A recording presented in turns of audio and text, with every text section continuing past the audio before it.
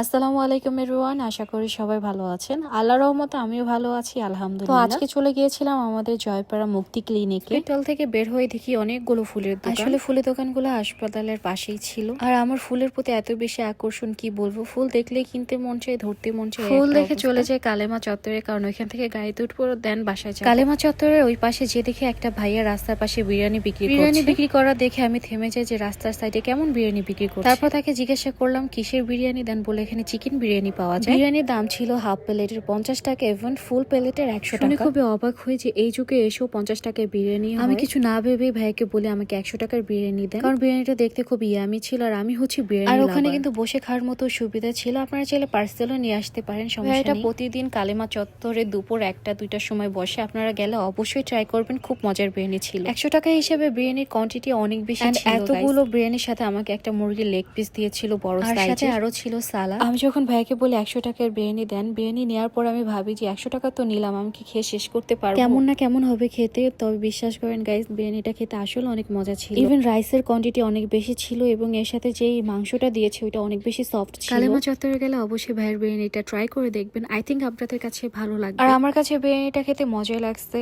আপনারাও চাইলে ট্রাই করতে পারেন। সো এভরিওয়ান, আজকের ভিডিও এই পর্যন্ত রাখছি। Thank you for watching my video. আল্লাহ হাফেজ।